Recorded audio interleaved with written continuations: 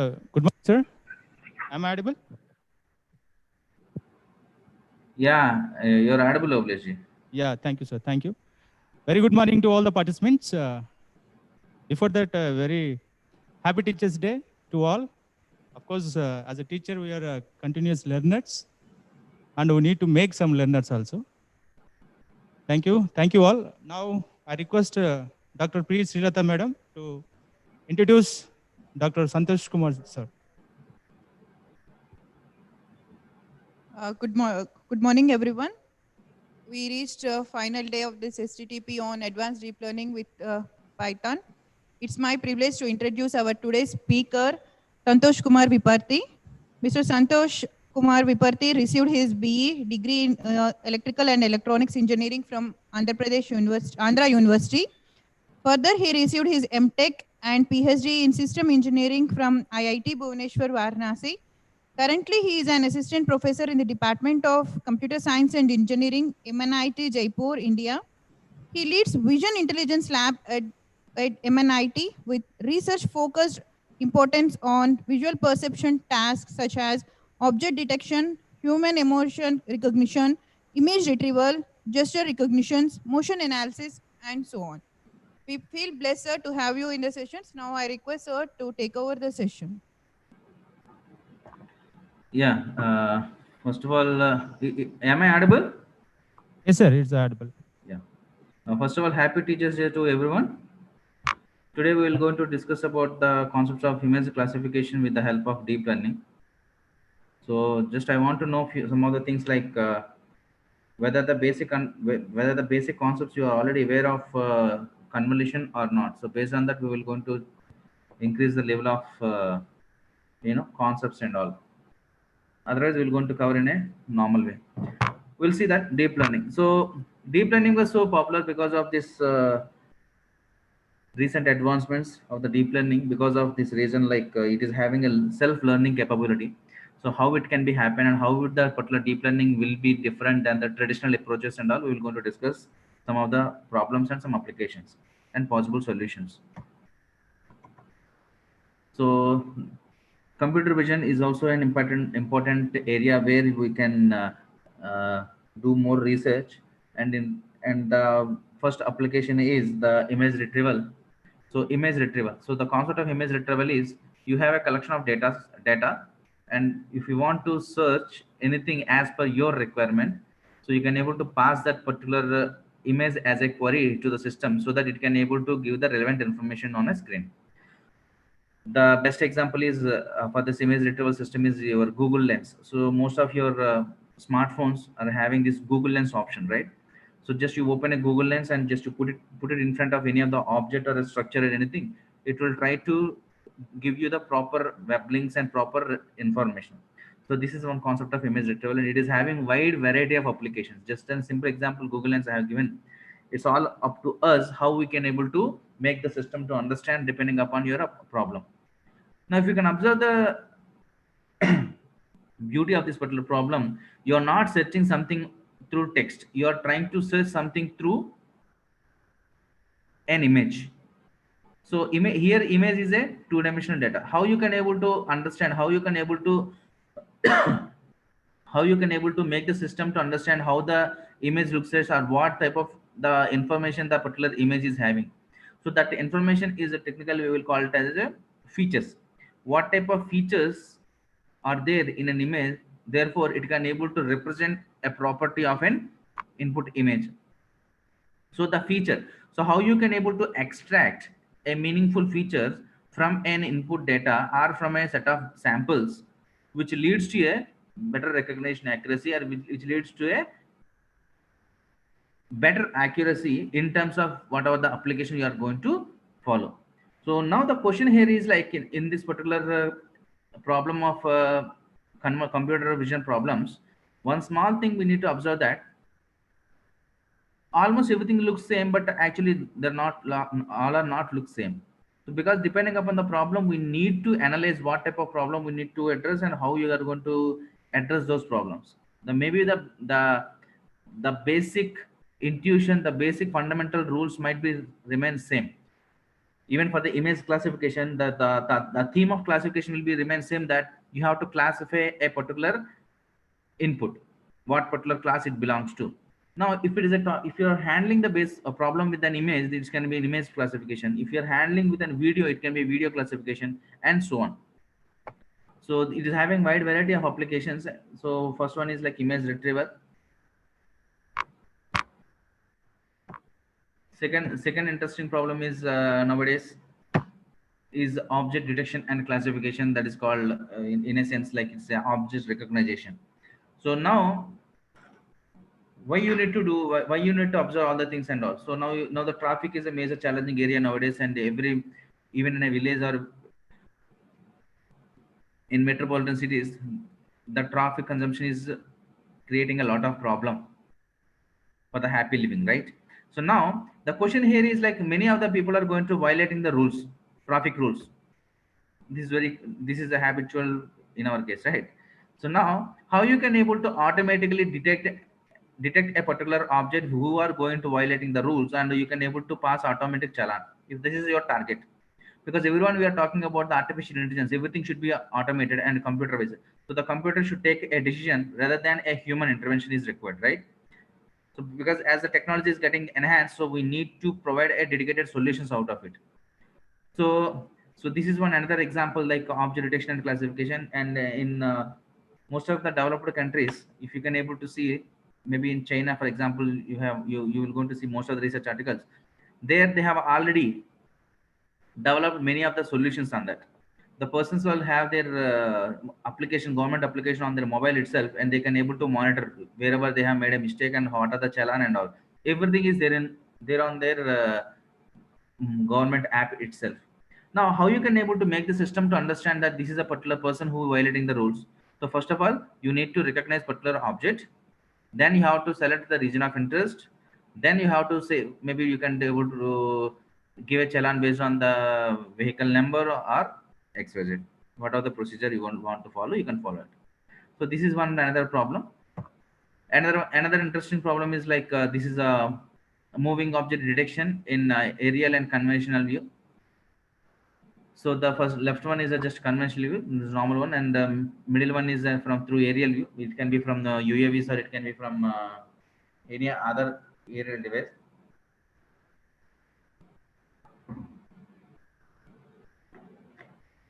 So while you are going to solve these particular problems, what are all the real-time challenges? So you can able to see the rightmost one is a segmented response. So wherever the moving objects were there, you are only going to you are going to identifying that region, and rest of the things will be not required. That is right. So you need to identify how the background looks like and how the foreground will looks like, because background will be remain same for a particular scenario and the foreground may vary. So you are, whenever you're going to identify a moving object detection, then you need to identify what are the objects which are moving, so that will be on front end. So you need to identify the foreground objects rather than the background objects. So this is a small difference. So moving object detection is different, and object detection is a different. So object detection is something like whatever the object, whether it is a moving, whether it is a static, you need to recognize or you need to detect. So recognize is the difference of the detection and recognition is a small difference, that if you want to recognize, first you have to detect. So once you detect it, then you can able to say who is that particular person is. For example, you can able to detect me as a faculty, one of the faculty, but if you recognize me as Santosh Viparthi, Dr. Santosh Viparthi, this is you are recognized me, right? So if you can able to see this particular middle one here,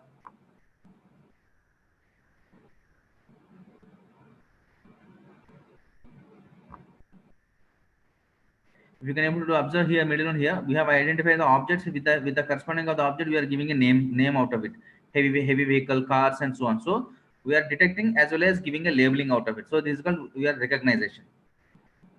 So now it is having very other challenging areas also, that is called intelligent visual surveillance for intrusion detection. So if you can able to observe that some person is going to cross the boundary, so it might be a secured area, it might be not a secured area. So there will be a boundary. If you have to open the door and you have to go, but instead of that, he is jumping the wall.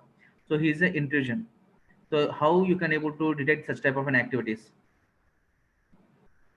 Now traffic monitoring, as I already said. So then the violence detection. The violence detection is one of the another important aspects nowadays. So we can able to design an algorithm so that it can able to take a trigger an alerting system depending upon the scenarios. Another one is introduction in thermal cameras as well.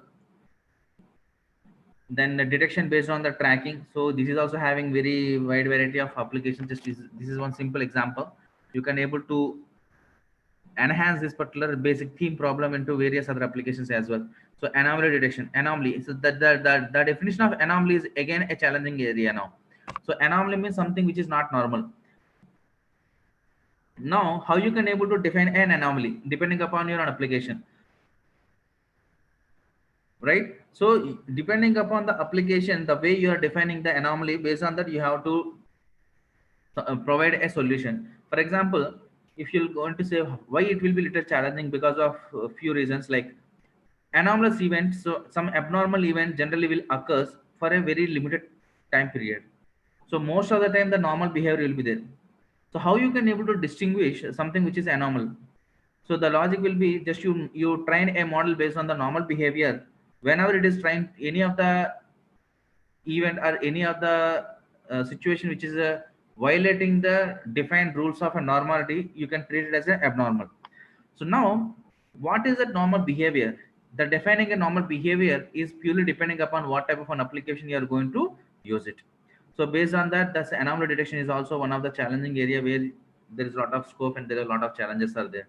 Another one is forensic analysis. Now, if you want to do any of the forensics, then a particular dedicated human intervention is required to monitor or to do the post forensic problems. If something, some mischievous event is happened, then you require a particular person to monitor when it happened, how it happened, who have done, and all the things. But if you can able to design any of the automated system, so it can able to detect and retrieve relevant information. So this is also one type of event retrieval. One another application is also there. So now another one is border security is another important aspect nowadays. So border security is another important area where you can able to develop robust algorithms. There is a lot of scope for us to develop robust algorithms.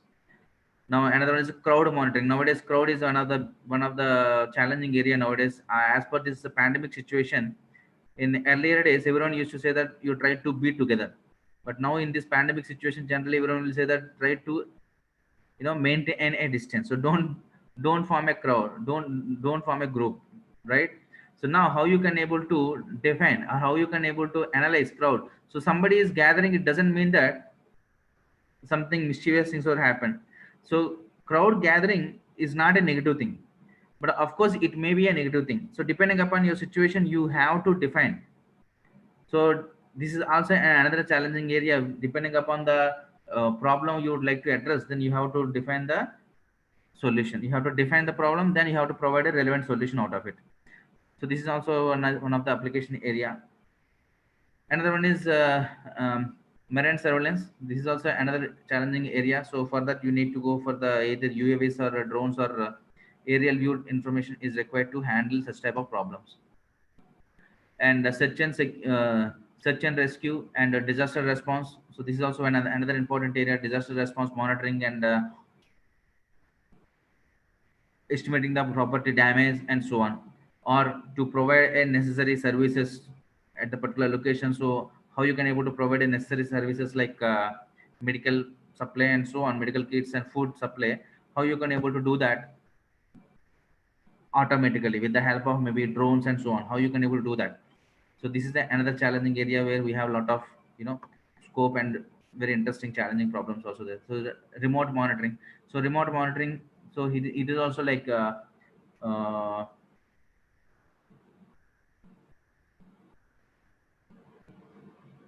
so aerial surveillance is another problem, and particular area you can able to survive for various other applications, like sometimes disaster happens, so how much the things were damaged, or if you want to analyze the crop details, farm details, of course we can able to do that. So there are n number of applications are there through remote monitoring and aerial view visualization.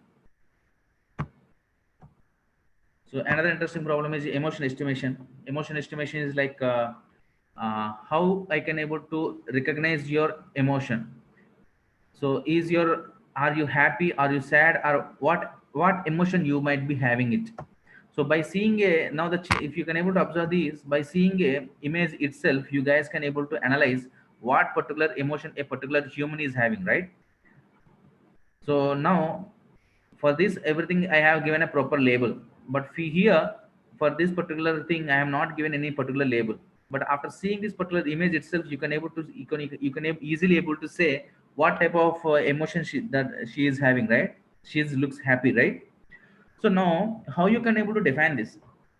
Because that moments like the how an happy expression looks like, you can able to see those variations on a particular frame itself, in a particular image itself. You can clearly able to see what are all the challenges and how it looks like. So in the surprise also you can able to properly see that, properly you can able to see that she is surprised and sad and so on. So these particular expressions which is active and live on your face for some seconds, 2 seconds or 3 seconds. So your eye and your camera can easily able to capture these emotions, and so that it can be easy for a system to recognize. But let's take the another problem, this one. So if you can able to observe this particular problem, so can you able to define how what type of an emotion it is? It is a little difficult task to say what type of an emotion it is, because all look similar. But technically speaking, these are all not look similar, because in this particular emotion there is a small emotion is hidden inside. Because this here in the previous case, the emotions, the emotion was captured and stored in a single frame itself, in an image itself. You can able to see the changes. You can able to see the anger versus fear. You can able to see the changes here, right? But if you can able to see in this particular thing, you are not able to, it is difficult for the human eye, naked eye to recognize. Similarly, it is difficult for the system to recognize what these particular changes are, because here that particular changes are spreaded across the frames. That means the human emotions are not stored or preserved in a single frame, but it is preserved or spreaded across the frames at a particular time frame. So this is called micro expressions. So these are the expressions which are active for very minute interval of time, that is 1 upon 24th second or 1 upon 30th second only. So that is the reason this micro expressions are very challenging area to solve a problem. So the applications are something like lie detector, visual with the help of uh, facial recognition, facial emotion recognition. Another one is like stress detection, stress recognition, depression recognition, and so on. So these are all the micro expressions are which very much challenging problems. So how you can able to develop a solutions for it? Of course, this is also a one type of classification problem, and this is also a another type of classification problem. Both are classification problem only. Here also I have 6 expressions. By including neutral, I have 7 expressions. Here also I have 7 expressions. The total number of expressions are remain same. The end goal of the end objective is also remain same. But the challenging here is how to handle the problem. In the case number 1, I need to handle the take a decision on a single frame itself is one type of problem.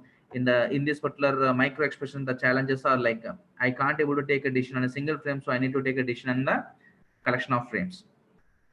So how you can able to solve the problem? So based on this, we need to design our own algorithms depending upon what type of a problem we are going to address. I hope you are able to follow me. So the another one is like another expression whatever we are going to discuss. So the below one is a happy expression, so it is very difficult for you to understand, right? Observe, right? So but if when you're able to observe in this particular small lips position, you can able to see that there are small changes. Similarly, this is a expression for the disgust. So how you can able to make the system to understand? So now the question here is a single existing algorithm, any of the image classifier, is it going to help us to solve these type of problems? The answer is definitely not. Now, a particular single solution may not be able to solve all the problems. So, but the theme of that particular solution may be helpful to make a necessary changes, or you can able to with the by inspiration from the some example, you can able to design your own solutions as per your application. Right, so how you can able to take those changes, how you can able to make that necessary changes, how you can able to define what type of changes are required at what situation. So we'll discuss few some of these things. And see, you can able to see this another problem. This is another challenging area, like where we can able to generally will going to confuse that. See, you can able to see the left image and right image. Both are going to solve the same problem of object recognition. I am trying to recognize what the object is in a single frame. Now, decision is on also on a frame only. Left side also a frame, right side also a frame. The frame is nothing but single image. But what was the difference? What was the challenge? The challenging here is in the left side you have a limited objects, only two. But in the right side you have many objects. That is the first observation. The second observation is the left side, the size of the object is very bigger as compared to the right side, because right side is very tiny objects, very small objects. Now the challenging is how you can able to define, how you can able to recognize. So in order to recognize, we are going to use the concept of bounding boxes. So a particular bounding box is going to define where the object is located. Now, if you can able to see the left side, we have a bigger bounding boxes which is highlighted on the green color. You can able to see it here. But in the right side, if you can able to observe, there also I am going to use the bounding boxes only, but the size of the bounding boxes are very small. So one time I'm saying that I need to recognize the objects, or I need to detect an objects. One is a conventional view, another one is an aerial view. So how you can able to differentiate these two, or how you can able to develop an algorithm which can able to solve these problems. So this is another challenging area. So if I will develop an algorithm for the left side problem, I cannot able to give a guarantee that the same algorithm will going to solve the right side problem, and the vice versa also, because the object size and shape and structure and orientations are differ in both the views, as well as the number of objects. That is a left side is a limited object, right side is a dense objects. So how you can able to manage these two problems together is another challenging area. So this is what the target and end target. So this is what your end target, like from a aerial view, how you can able to recognize the object, whether it's a heavy object, whether it is a car, or whether it's a boat or anything. So for this particular problem, we have designed our own data set. You can able to see these data set details in my lab. You can able to see it here. The vision intelligence lab is my lab. So if you want these data sets, you can able to visit my lab. So another interesting problem and challenging area is image caption. If you can able to observe here, this is a fusion of two different concepts. One is the convolution CNN, convolutional neural networks. Generally, you will use it for the image processing problems or computer vision problems. Another one is a deep learning problem. Deep learning problem is nothing but natural language processing in any other problem. So in this is a combination of two things. One is natural language processing, another one is image processing.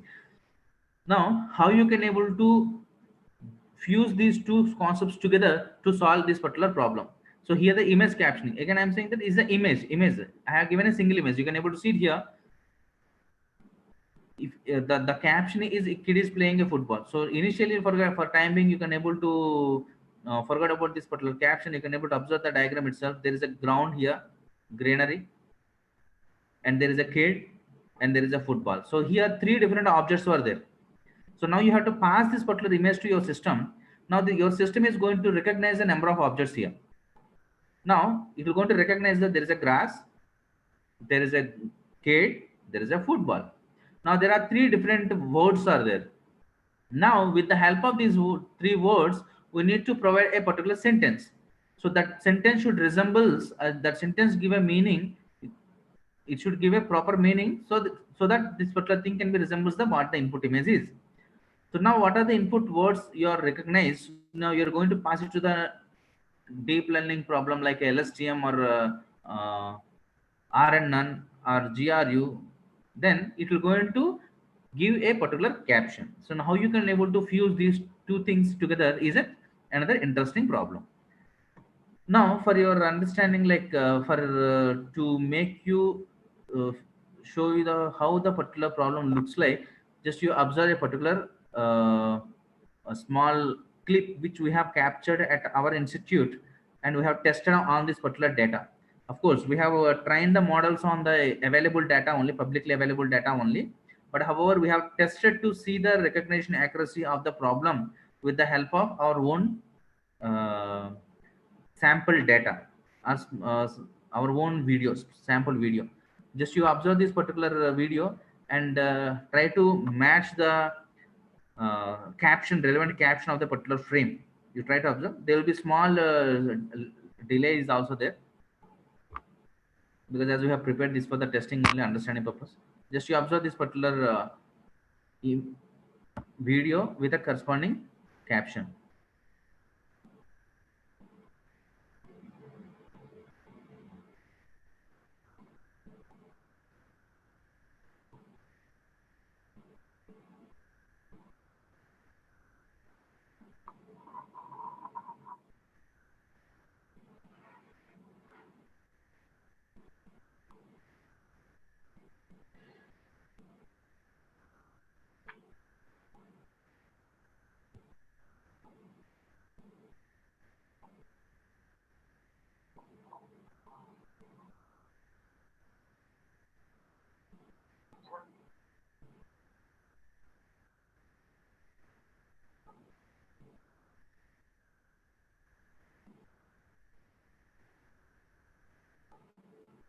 So I hope you have observed the thing, right? So if you can observe this particular thing, there are some small mistakes over there. For example, you can able to see that it is showing that there is a clock tower, a building with a clock tower in the middle. So right in this in my campus there is no clock tower. At the same time, the man is standing on a beach with a holding an umbrella. So now if you observe these two problems, we don't have a clock tower, at the same time we don't have a beach here, but the algorithm is going to misclassifying these two. So now the question here is it actually misclassifying or it is properly classifying is a confusion question, because you're training on a available openly available data, but you're testing on as per your requirement. So whenever you're testing on your requirement, obviously whatever you have trained, based on that one it will going to give you an output. So in a sense, this particular algorithm is going to recognizing the things properly. It is giving a captioning out of a particular frames. But however, that captioning may not be satisfied your goal. Reason here is because you have not trained on what particular problem you would like to address.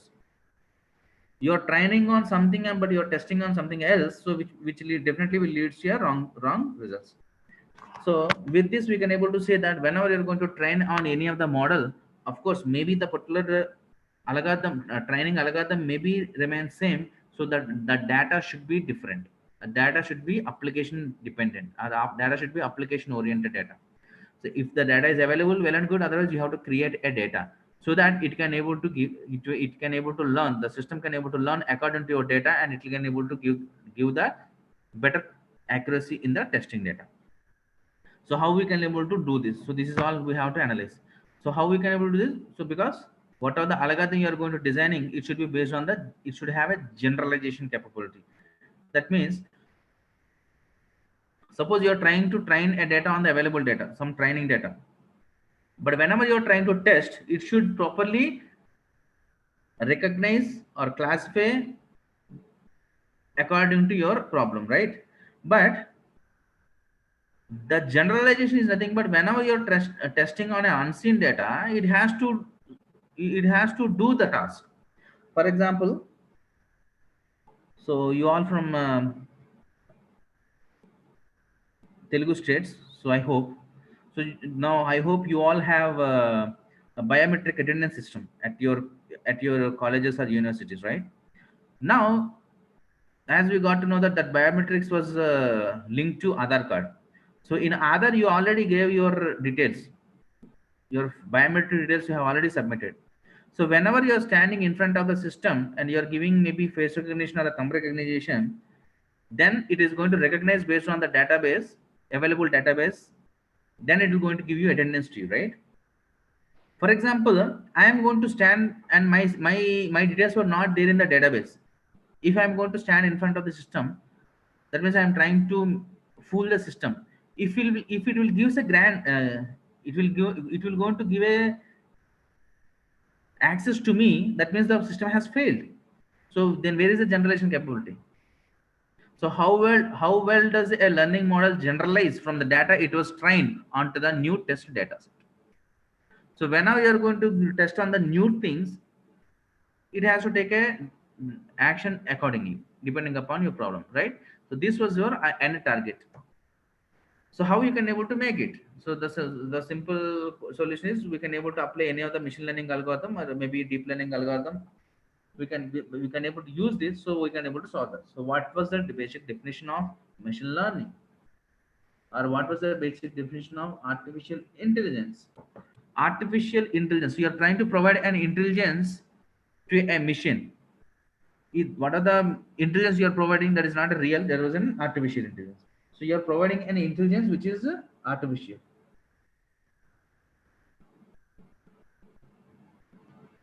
Hello? Yes.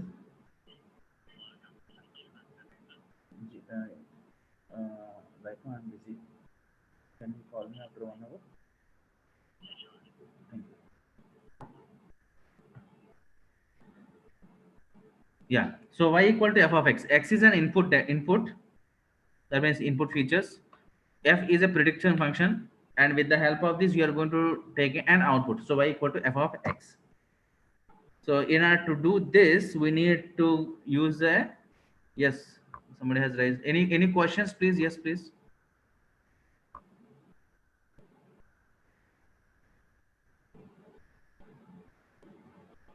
Yeah. Anybody having any questions? Maybe you can discuss the things in the chart.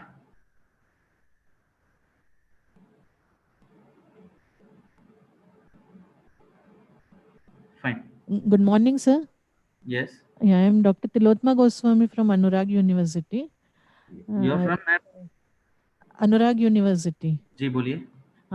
Actually, when you were talking about that image caption problem, Yeah. so usually the words like and the sentiment analysis also an example you gave.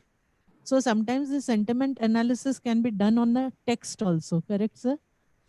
Yeah, madam. A That's paragraph, actually yes, text a processing paragraph only. is there. So now how this there must be some pre-processing of that paragraph first before giving it to the neural network. Can you please brief Yeah, about I'll that? let you know. Thank you, Yes, sir. you have asked the nice question. I'll let you know. Let's assume. Suppose this is a problem you would like to solve it. Okay. So as I said, it is an image captioning. So I have given an image here, and I'm expecting a caption here. So the caption is a natural language processing. It is a text processing, but the input query is a image. So I'm expecting a one-dimensional data from a two-dimensional data, right? But how you can able to do this? If you want to do that, we should have a training data like this. Training data means, suppose for example, this is my single image. For this particular image, we should have a corresponding text in the training procedure. So I have another image like this. For this, I should have a corresponding text during the training. So during the training, I should have a corresponding text. Now, while I'm trying on each and every image, correspondingly, I need to train the particular corresponding caption also. So now how you can able to do that? If you want to train anything, you should have a one CNN model like this. This is called CNN model. This is called object detector. Similarly, I have to run another model which will going to train or understand what the caption is. Here you can able to use any other model. One of the pre-processing techniques, what are the things you want to use it, you can use it. So finally you have to extract some other features here, maybe 1024 features from the image, from the text. Similarly from the 1024 features from the image. So now you have, this is also 1024 from the text, corresponding text, and at the same time for an image, for the same image you have a features of 1024. Now you concatenate these two, and pass it to the final network, so that it can able to learn the errors from here and it will going to back propagate accordingly. So now here, if you want to do that, to understand the text, what are the basic natural language processing techniques, or what is the language translator concepts you are going to use it, you have to use the same thing, because the text you are not able to understand, so you have to convert the text into form of a numerical values. For that you have to take some of the feature information. So what are the existing strategies are there, you can able to use it. Later on you can able to use the concept of LSTM or RNN or GRU. You have to mix these two CNN models plus RN models together to take a final decision. So this is a common procedure, but here you have to do parallelly. Is it question clear, madam? Thank you. When we are doing captioning, then Yeah, LSTM is used because we have to sequence it properly. But exactly. when I am doing a sentiment analysis of a paragraph, then We, maybe we can do without the LSTM part. Only the CNN part can be sufficient. no. See, if you're talking about a sentiment analysis, Yes, sir. Just plus positive or negative. no, I So I have understand. seen there So is a there vectorized you are not function. using any of it, right? Before that, they are doing some pre-processing on that paragraph, vectorizing the function, vectorized function, something I'll they're tell you. doing. I'll tell Yeah, you. thank you. Thank you. Just you tell me one thing, that whatever the sentiment you are trying to analyzing, you are only applying on the one-dimensional data for a paragraph, or you are going to Yes. use any of the image. No image is there. Now I'm talking only on the paragraph. Very good. Now, till now, in the sense like most of the literature for the sentiment analysis, they are using LSTM, RNR, GRU, BERT, and so on. Now, recently, whenever the CNN got popularity, now the people are trying to use the CNN models in place of this particular basic deep learning approaches like LSTM and so on. How you can able to apply these CNN models? So CNN models, if you want to apply, yes, you have to extract the features. The procedure of extracting the features are remain same, like what are the features you have extracted in the earlier steps. The feature extraction, that is called pre-processing step, you have to do it. Later on, you have to use the filter size of 1 cross n filter size. So n is the what is the dimensionality of the feature and how you are going to take a decision at the end. So depending upon your problem, in the recent literatures, you can able to see that they are using the combination of two concepts. One is a BERT, BERT, and another concept is called CNN. These two they are using together to solve the particular problem for the sentiment analysis. This is a new approach they are following. Okay, okay, sir. Sir, there is a vectorized function which takes the text and then converts to the features. Actually, there has to be some pre-processing before it goes to the CNN. See, I'll tell you, madam. CNN is suppose CN. Forget about the CNN. Okay, CNN is nothing but convolutional neural networks. So here the convolution is just for the extracting the features. Okay, for the basic, if you analyze the basic LSTM problems or basic neural networks problem, what type of information you are passing to a neural network? Because neural Paragraph, networks, you one have an input paragraph, neurons, right? paragraph. Yes. No, not a paragraph, madam. So If in it is a text paragraph, then how to put it into that? now That's I'm what. coming to that. Your the data you might be having in a form of a text. It might be Yes, sir. paragraph, it Yes. might be sentence, it may be word, or it may be Yes. picture, it can be anything. Correct. But whenever you are feeding this information to a particular classifier, maybe it can be neural networks, where it can be SVM, these are Yes. the classifier, it needs some input in a form of a numerical values only. So Correct. that is our responsibility to convert the input data, whatever the form of the data, into a numerical form, into form of a vector. That is the reason we are going to use a terminology called vector, feature Got it. vector. So Got you it. have Thank you. to apply some algorithm so that it can able to extract some features from the input data and convert into form of a vector. Then you pass it to the classifier. So this is a common for even CNN. This is a common for anything.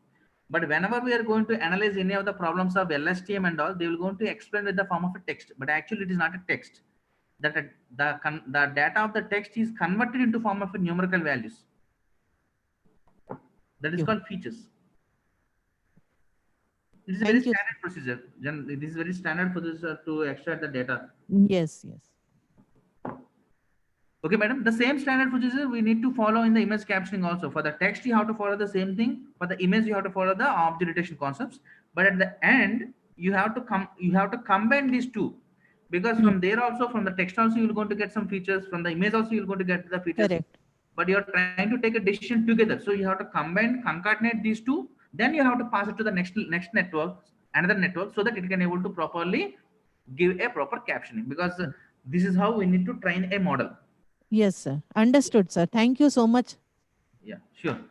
So this is one problem, ms caption. This is also very interesting problem. You can ask that what was the advantage. So the advantage is like everyone is talking about AI, artificial intelligence. So can we able to design an algorithm for automatic commentary generation? So if you can able to generate an automatic commentary generation, then it will be really a challenging task. So you already know that how difficult it will be, because for a particular algorithm will not be useful for the all the other games also. So you have to design an algorithm according to what type of a game, or for where you are going to provide a commentary. Then based on that, you have to train an algorithm robustly. For that, you need to have a dedicated data. The data is very much important. I'll show you that tentative answer for your question also, madam. Just wait. So this is what I'm saying, that the input may be in any form, but ultimately we need to convert this into form of a vector. It's a one-dimensional vector, so that it can be fed at place of input neurons. Later on, it can be applied to the hidden layer, and you can able to get the output. So now the output neurons are depending upon what type of an application you are going to do it, whether it is NLP, whatever it might be, wherever you're going to apply this neural network concepts. So there we need to understand what was your end goal. So here here my end goal is a character recognition. How many characters I have? I have 26 characters. So my output neuron should be 26. What was my input size? It depends. The input neurons is all up to you, or up to the problem, or up to the data, how much of data I'm going to have, or what type of features you're going to extract. Depending upon that, the input neurons may vary, but ultimately the end goal of output neurons will be remain same. The total number of output neurons should be vary depending upon the application. For example, you're going to develop an algorithm for a gender classification, male and female. The output neurons will be 2. Boys and girls, 2. Apple and orange, output neurons will be 2. If you are going to classify the digits 0 to 10, 0 to 9, so you have a 10 output neurons. So depending upon this, depending upon the application, you have to make the necessary changes in the algorithm. So what was the drawback of the traditional approaches of before deep learning? What is the drawback? Drawback is this particular neural network is very sensitive to the translation, rotation, and scale variations. If the input is little changed, the output will be affected. But in general, this translation and the data shifting and rotating, and the size of the data may be increased or reduced. This is very quite common. If your algorithm is very sensitive, so that it can able to, if it leads to a wrong result, so the algorithm is not trained properly. So you need a invariant features or invariant responses. So here, if you can able to observe here, I'll show you. I'm going to show you that. Just you observe this location, you will have this particular location, the 2 green dots and 2 red dots. You can able to see it here. So the green dot is become white patches. So white patch will be 1 and black will be zeros, right? So here you can able to say that 1100 is a response. At the basic neural network concept, 1100, whenever you are passing, you will going to get a something like non-zero value, right? Let's assume if your data is little translated means little shifted towards the left side. So in place of white patches, that as the character has little shifted towards left side at that particular location, in place of white patches, now you have a black patches. So the input values now here is 0000. Earlier you have values of 1100. So whenever you are passing 1100, there is a chance of non-zero value. But whenever you are passing all zeros, there is a chance of zero value. So these particular small translational shift which leads to a change in the result, right? So this is a drawback of the basic neural networks. So in order to avoid that, so because of these small changes, the output may be distorted.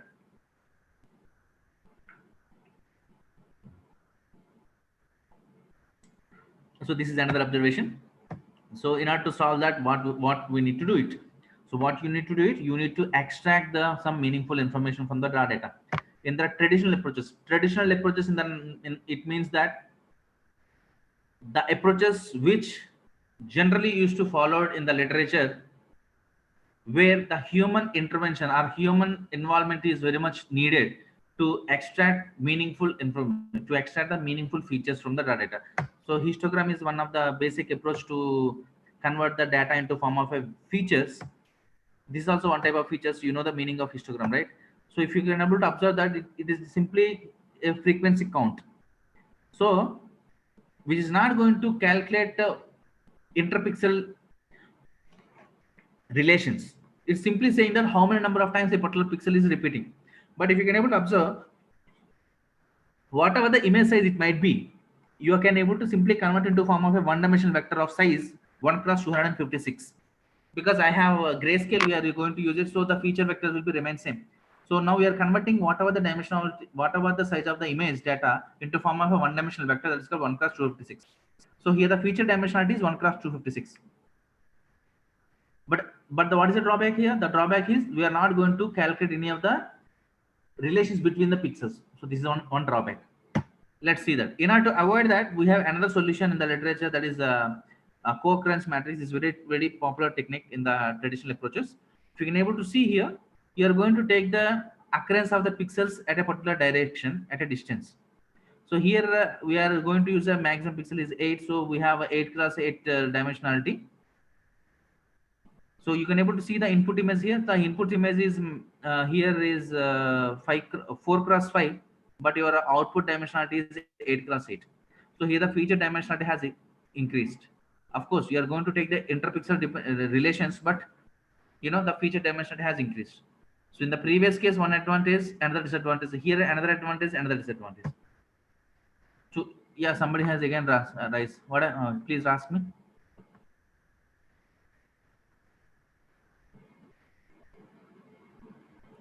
How given image matches with the text caption.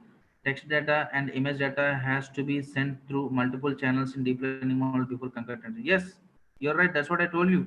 One channel you have to pass to the image, and then another channel you have to pass to the text. So one network will going to take care about the text part, another network will going to take care about the image part. Later on, you are going to combine these two so that you can able to calculate the overall loss. So that loss you're going to back propagate to the both the networks so that it can able to learn. Yes, you're right. So this is another approach, very popular approach uh, in the literature, that is called local patterns. So here also we are going to use the interpixel dependencies and so on. It was so popular technique, local boundary pattern, so I'm not going to discuss that. You can explore this, or if you want more details about this local patterns, you can visit my website. So this is one of the traditional approach. So how we used to do that in the traditional approach? Take a data, apply some operation, then you convert this form, this particular thing into form of a small grids. For each grid, you convert into form of a vector with the help of concatenation, with the help of histogram. Then you concatenate all the responses together. Now, this concatenated responses is you have to pass it to the one of the class, whether it can be neural network or it can be SVM. I hope you are able to understand. In the previous case, this is an image. If you convert this image into form of a some local pattern you are applying, so it will have a single feature vector that is called 1 cross 256. But as we have divided this particular image into form of a grids, what was the advantage? The advantage is so simple. The advantage is like whenever you are going to go for the face recognition, for example, you want to verify how your right eye will looks like, or how your left like, or how your nose and so on. So at a patch level, at local region level, you're going to analyze. This is what you're trying to do here. How the features at a left eye, how the features at a right eye, how the features at a nose, and so on. All these features you are concatenating together, and you are passing this information to the neural network. Right now, what type of features you are extracting here, which is going to play a major role, so that it will going to give you the proper recognition accuracy. How it can be, I'll show you. So these are all the various other approaches in the literature to reduce the dimensionality. Of course, you need to extract the features, but you have to reduce the dimensionality so that it can be works better in the real time perspective. So these are all the things you can verify more details in my website. So this is another challenging area. For example, just for the understanding that you need to recognize a bus. Here in this case, I have shown you the double-decker bus. So double-decker bus is in red color, but the maybe blue color also can be possible, or it can be mixed colors. Bus can be possible. So here you need to recognize with the help of both. You need the color features, you need the texture features. Now you are just taking a decision, right? You need to handle the texture features as well as you need to consider the color also. So how you can able to do that? So with the help of combination of this color and texture, this is one approach. So this is with this proposal, this particular paper I proposed, I think 2015, I guess. So yeah, there you can able to see the combination of inter and intra region relations. How within the frame how the features will be, or within the color channel how the features will be. If you can able to mix the color channels, how the features will be. So these things are going to be affected. This is on uh, intra channel responses. These are all the inter channel responses. So you can able to see the intra and inter. See, you can observe this graphs here, histogram responses here and here. So here in the second case, when are you going to take the interpixel or inter channel relations, the histogram distributions are little good. So which leads to a better recognition accuracy. This is one simple example. Now this is all up to the human intelligence, that how you can able to develop extract what type of features at a particular situation. So here we have limitations, right? And you can able to see this is another practical problem where I want to address that. So these are all the various traditional approaches, and for the same data set with the same classifier. Again, I'm repeating, these are all the results for same data set. Here you can able to see the data set here. I'm going to use the same classifier as well, but results are different. Why these results are different? So what in this particular approach, what is the which particular portion is going to play a role, major role? Here it is going to play a role of feature extractor, that is called feature descriptor. How how good you are describing the data, or how good you are extracting the data and passing to your classifier. If you will extract very good information from the data and you are passing to the classifier, definitely it will going to classify properly. So simple logic, right? So this is what the responses you can able to see it here. So here the challenging area is how to extract the features, how you can able to describe the data. This is a challenging area. So it is an application dependent. But in order to overcome these limitations and all, you can able to see this is one another approach which I have proposed. Here the objective is to detect the lines and the corner information. For the more details, you can able to visit this particular paper in my website. So in order to overcome, now I don't want to stress myself, so that what type of features I need to extract and all, let the machine to take the responsibility so that I can able to analyze. So I will going to focus more on the designing a network depending upon the application, rather than what type of features I need to extract, or in the sense how to extract. Of course, there also we can able to analyze various uh, logical analysis we also need to apply depending upon the problem to problem. I'll show you some of the problems here. So this is a basic structure of a CNN model: convolution, ReLU, activation function, another again convolution, activation function, pooling is for the reducing the dimensionality, and so on. The fully connected is nothing but it is a complete neural network problem. But initially what are you are trying to use? These are all the CNN models. So convolution is an operation we are going to extract the features from the raw data. So here the convolution, the simple way we can say that it is a filter. So this is a simple example of a convolution. It will going to extract the element, a small patch will going to apply across the data, and it will going to analyze multiply the element wise multiplication and summation. The result will be stored in a particular location. This is a simple example for the convolution operation. So I hope you understand, you know the concept of convolution. That's why I'm not stressing here. Now this is very important. Convolution is very important. At the same time, the response of the convolution. So once you have applied a convolution operation on a particular image, you're going to generate an output.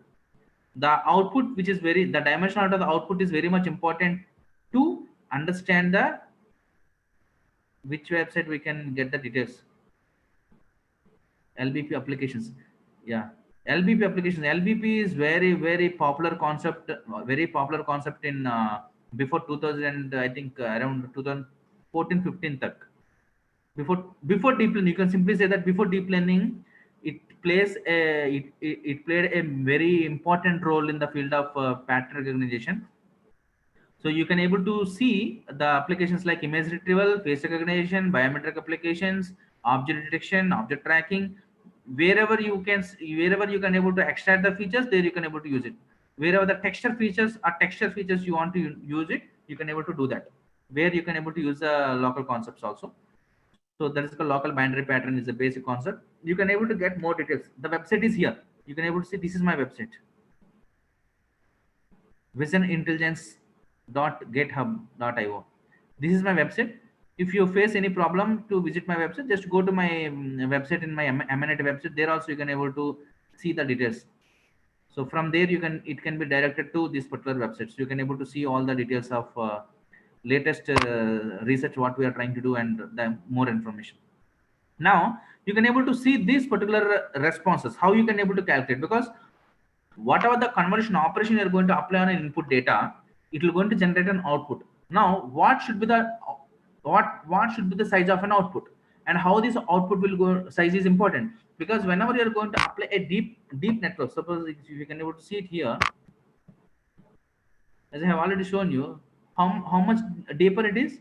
First convolution, activation function, again convolution, again activation, then pooling, again convolution, again activation, again pooling, and so on. So you are trying to repeating it in a sequential manner. So this one is depending upon this is depending upon this response is depending upon this, and so on. So every future step is depending upon the current step. So you need to maintain the dimensionality. Then you have to analyze it. Depending upon that, you can able to select at what situation, what type of convolution operation I need to do it. For example, many will have the common doubt that what should be the size of the convolution, what is the size of the how much of the stride operation I have to do I need to go for the padding or not? These are the very common questions generally. Yes, we can able to solve that, because whenever you're going to apply on the natural images, even though in that case you don't need to worry about what the padding is and all. If you use it, it's perfectly fine. If you're not going to use it, it will not going to create any problem for your response, because your end target will be always preserved in the middle of the frame. For example, if you take about the group photo, the region of interest, the faces will be there in the middle of the frame, not in the corner. So in that situation, even though you're going to miss the boundary information, which will not going to lead to any wrong classification accuracy, right? Because your region of interest is still preserved in this. But whenever you're going to talk about the medical, then you have to take care about each and every pixel. So depending upon the situation, you have to do the padding operations and so on. Padding is nothing but adding. If you can able to see here, the pixel values which is in the blue color, the color, these are the actual values. The values which are outside the things which are highlighting in the gray color, you can able to see it here. This is a padded. That means we have added some extra information at the boundary. These are the information we have added at the boundary. This is called padding. Here we have padded with 1. That means one row on all one row, one column on both sides we have added. This is called padding at 1. So stride, if you can able to see this small box of 3x3 which is moving across the data, right? So if you can able to observe here, it is at a distance 2. That means initially it is moving at here by keeping this pixel as a center pixel, but next it is moving here.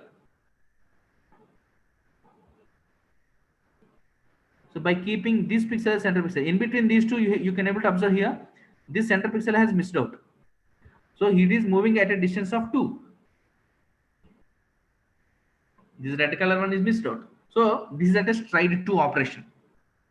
So depending upon what type of operation you are applying,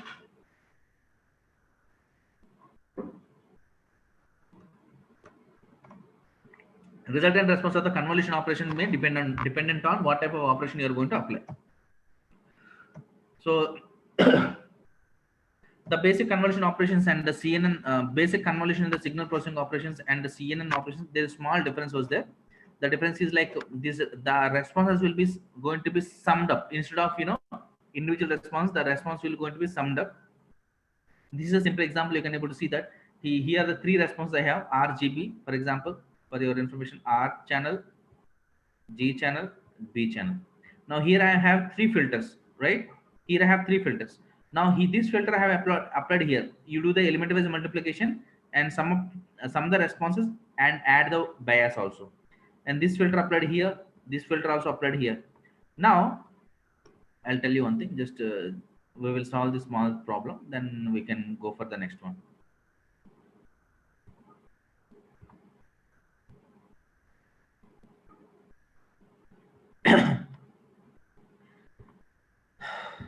No, see, element based multiplication. Just you multiply at this location element based this particular box, green blocks versus red box. Do the element based multiplication and tell me what is the value. 1 minus 1 0, 2 2 4. So this is 4 here. This is 4 here. Let's go for this. Here 1 2. So 1 2. This is 1 here. Because minus 1 plus 2 is equal to 1.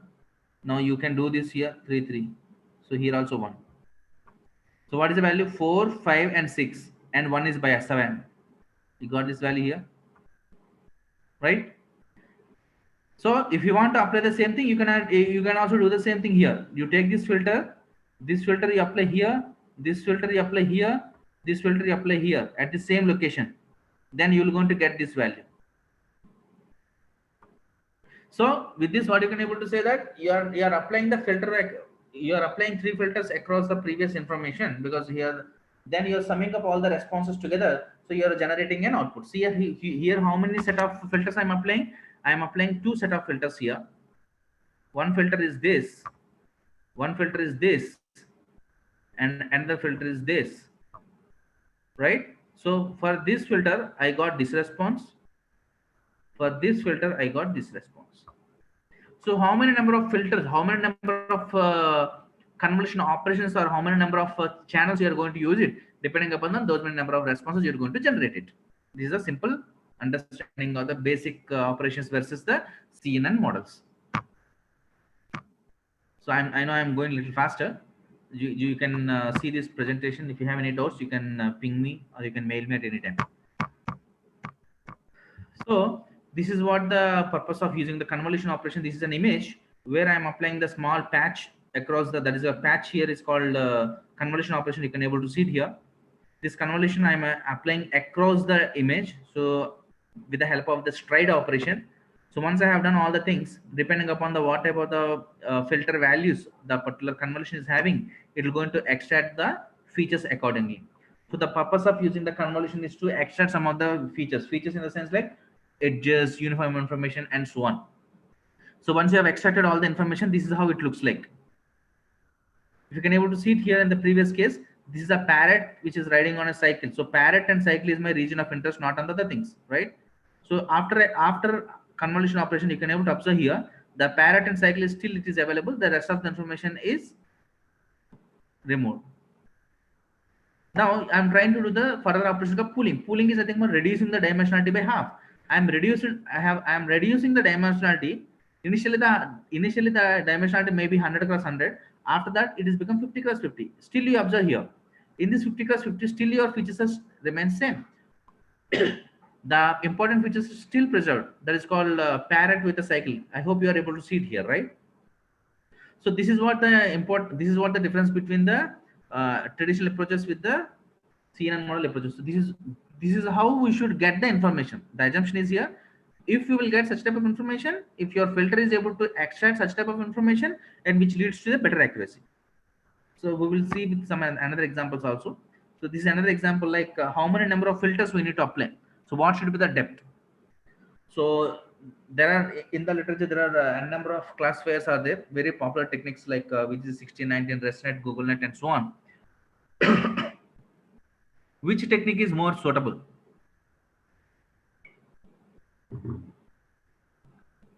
Simply we cannot able to say that which technique is more suitable. It is depending upon the what type of application you're going to apply. This is a simple intuition.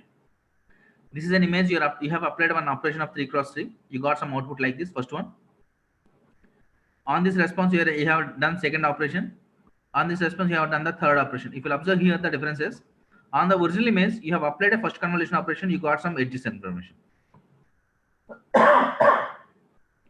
On this, if you apply the second convolution operation, you can able to see the major changes are highlighted and rest of the information are ignored. On the third convolution operation, if you have repeated the same operations on the same locations again and again and again, the information is going to be lost.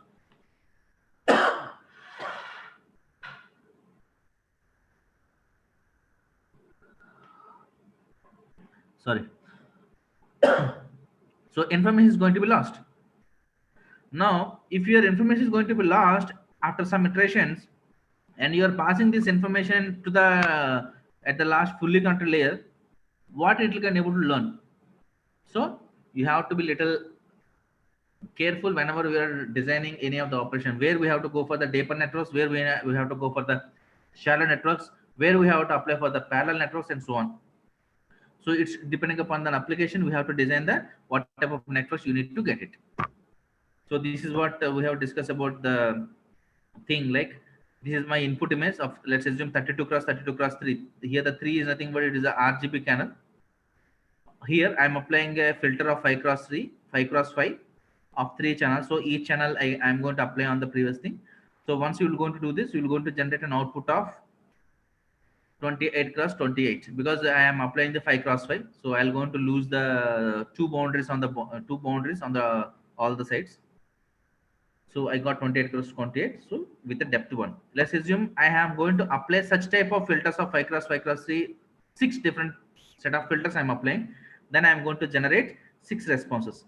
In the previous example, if you can able to see that I have applied 2 filters, I'll show you again for your understanding. Here, this is one set, this is another set. I got 2 responses, right? So if I might be having another set, I might be having another response here. If I'll have one more set, I will have one more response here. So how many number of such type of set of filters you're going to apply, you're going to get those many number of responses. Right now, this is where we need to understand a little more interesting, that this is which is 16 very popular technique, which is trained on the ImageNet dataset. So ImageNet dataset is like,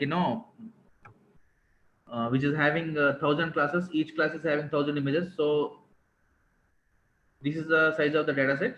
Now on this particular dataset, if you have seen this is the result. This is a network which looks very deeper, right? You can able to see it here. This is the input. I'll show you. I'll explain these things with the. So this is the input. Convolution operation of 64 filters of 3 cross 3. Again repeated for 64 filters of 3 cross 3. Then they have done the pooling, reducing the dimensionality. Again convolution operation of 128 filters. Again 128 filters. Again pooling. Again 256 filters. 256 filters pooling. 512, 512, 512. Again pooling. 512, 512, 512 pooling, and fully connected, fully connected, fully connected. So if you can able to see this is a deeper network, right? Somewhat. This is a deeper network. So that what was the difference between the CNN models and the NN models, deep neural network models? So here I am going to use the 3 fully connected layers. So it is a simply deep learning model. But what was the difference? Here I am using a convolution. So it is a CNN model. So what was the difference? The difference is number of parameters involvement. So here the number of parameters are involved, and which leads to the, and which will going to decide the complexity of the network. If you're going to use a more number of parameters, then it will going to enhance the complexity. So how to calculate the number of parameters? So now we have limited time. We cannot able to discuss about the number of parameters here, but I'll show you one thing, that just you sum up these 3 values versus these all values. Just you can able to sum it up. You will get to know. Because these are all the, how many layers are there? 1, 2, 3, 4, 5, 6, 7, 8, 9, 10, 11, 12. So here I have 12 layers are there. These are the hidden layers, right? 12 layers are there. This is the 12 responses. These are the only 3 layers. Just you sum up all these values versus these values, you will get to know what is the total number of differences. So I think this is 128 million parameters. Exactly, I'm not sure right now. And this is I think 12 million parameters. I think so. Just you sum it up. So if you'll sum it up, if you sum up both the things, you'll get to know. So you can able to see that the 12 hidden layers will have only 12 million parameters. Only 3 hidden layers will have 128 million parameters. See, you can able to see that how many number of parameters which are involved in this.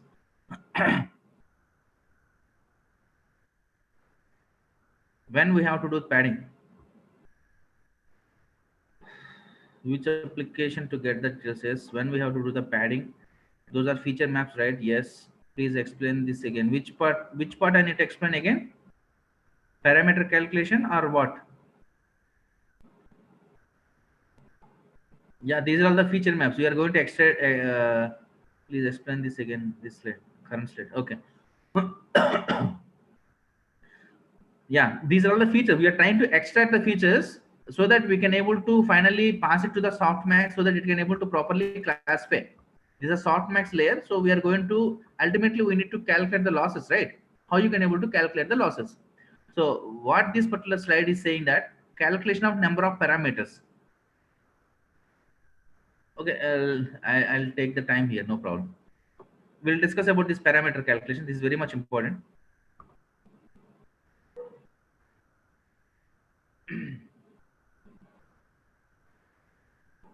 Yeah, just I need little some volunteers to see the difference.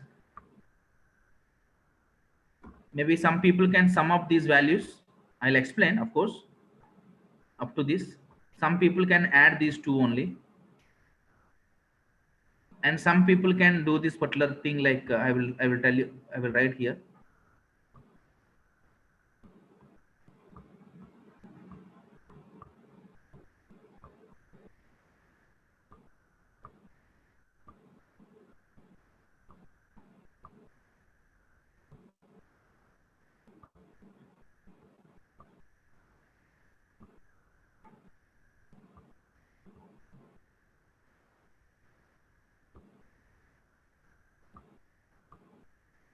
Guys, you're able to observe what I'm saying?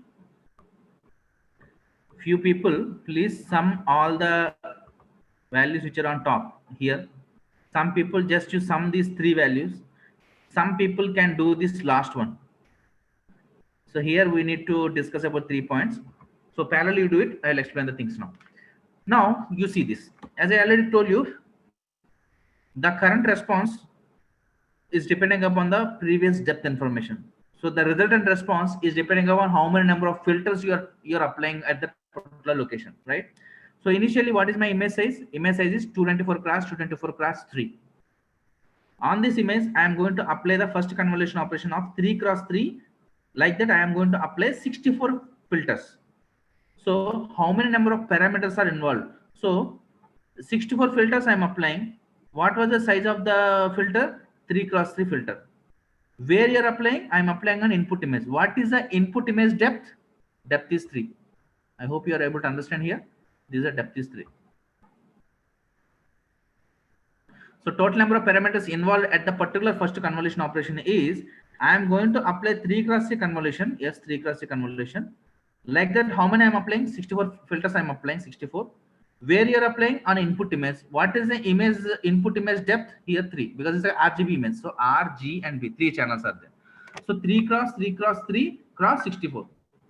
Well, comes to the second layer. So once this particular first layer is over, how many filters you have applied? 64 filters you applied. So how many responses you will get? 64 responses you will get. On these responses, again you are applying 3 cross 3 filters of again 64. So 3 cross 3 filters you are applying. How many filters you are applying? Like that, 64. Where you are applying? On the previous response filters. What is the depth of the previous response? 64. You can able to see it here, 64. So these were number of parameters. Then there is a pooling. Pooling is not having any of the parameters, so parameters are 0. Now again you are applying 128 filters. How many? What is the size of the filter? 3 cross 3. So 3 cross 3 is the filter size. How many filter are applying? 128 filters. Where you are applying? I'm applying on here.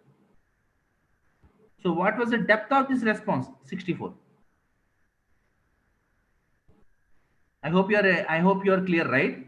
See, is this particular point is clear? This is a little important point. Is it clear?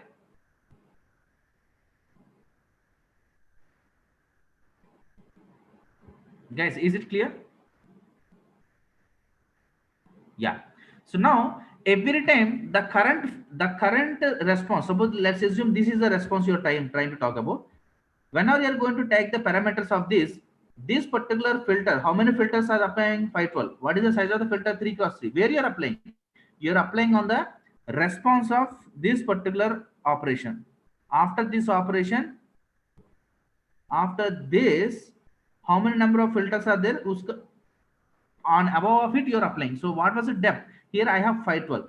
So on the previous response of 512 responses, you're applying a new filter size of 512. So this is what we are saying that. Yeah, feedback link. Yeah. Now these are all the number of parameters which are involved till this particular operation. Now you can able to observe one of the another interesting problem, that is called pooling operation. So what was the image size initially? 224 cross 224 cross 3. Pooling is nothing but reducing the dimensionality by half. So whatever the dimensionality, x dimensionality will be there, it is going to reduce by half, x by 2 ho jayega. So now let's see, after the first pooling, it will become 112. The first pooling it will become 112. On the second pooling it will become 56. Third pooling it is become 28. Fourth pooling it is 14. Fifth pooling it is 7 cross 7. So just you observe here how many poolings you have? 1, 2, 3, 4, 5. Now you observe the beauty here. What was the image size? Image size is initially 224 cross 224 cross 3. That means you have a bigger image with limited depth, RGB channel. After you are applying these convolution operations and various filter sizes and various pooling operations, at the last you are left out with a small patch that is called 7 cross 7. But how many such type of small patches are there? 512. Are you getting the difference, guys? The first one is 224 cross 3, the bigger image with a smaller depth. But after these convolution operations, you are reducing the dimensionalities in such a way that you will going to left out with a small patch of 7 cross 7. But such type of patches are you have 512. Now how it will going to help us and all, we will see this in detail. Yeah, pooling is reducing the time and dimensionality by half. Yes. Now if you can able to observe here, our friends have already done these calculations. Yes. Now you see this. So whenever you are going to apply this sum up all these values of 12 operations, if you can able to see this all 12 operations, you are having 123 million parameters are involved. But at the last, sorry, this is only 12 million parameters are there. But whenever you are summing up only these 3, you will left out with 123 million parameters. So overall, you are summing up 147 million parameters, right? But as I have given here, suppose here, if you'll observe here, fully connected layers are going to take n number of parameters because it is a fully connected. That means every input neuron is connected to every hidden neuron. As you know the concept of neural networks, right? Every hidden neuron is connected to the every input neuron is connected to every hidden neuron. So here the number of parameters are very important. But in the CNN, it is not like that. Which particular pixel is involved, how many number of pixels are involved to generate a single output, only those things will be involved, rest of things will be not going to be involved. So this is how the number of parameters have reduced drastically. But if you simply take about the simple CNN, simple deep neural network means the input you are going to pass it to the 3 hidden layers. Simple example. So what was the input size? Input size is 224 cross 3. You are passing the first fully connected, that is the 4096 plus 4096 passing to the 4096 plus 4096 passing to the 1000. So if you're going to see this particular number of parameters, it is around 605 million parameters, I think. Just to sum it up. So you can able to observe the difference. Whenever you are going to apply the deep CNN model, you are having only 147 million parameters. But in place of CNN, if you are simply going to use the concept of deep neural network, you are having 605 million parameters, or something around 600 plus million parameters. So with this, we can able to say that CNN models are producing good results with the minimum number of parameters as compared to simple deep neural network concepts. This is the first observation for the CNN versus traditional deep neural network models. Of course, these parameters can be further reduced with the help of traditional approaches. Yes, please ask. Any questions, please? If anybody having any questions, please. Somebody has raised a hand. Yes, you can ask, please. Sir, actually, I muted, sir, all. Yeah, your voice is not audible, please. Can you please louder? Shall I? Sir, am I audible? This is Oble, sir. Yeah, somewhat okay. Yeah, please. Yeah, Sir, please ask the question. Yeah, please, participants, please, if you have any questions, put in a chat box. Explain the FNN and CNN again. CNN is nothing but convolutional neural networks. So here the convolution operations are involved. So these are all the CNN. This is a fully counted. This is a simple neural network. So now with the help of neural network with the convolution operations, we are going to do the entire operation. So this entire thing is called convolution neural network operation, because with the help of errors, with the help of back propagation, we are going to update the features. See, the logic is so simple. There is no need to be confused. Increase in parameters, how it is advantage? No, it is not advantage. Who said it is advantage? Now, see this. Neural networks, traditional approaches versus CNN models. The question here is how to see the extracted features from the filters. I'll show you that. Now, the question here is CNN models, we are extracting the features, and you have seen here, right? We have reduced the features drastically. Initially, you have 224 cross 224 cross 3. Now you have reduced to 7 cross 7 cross 512. So you have reduced it, right? Just you multiply 224 cross 224 cross 3. What is the value?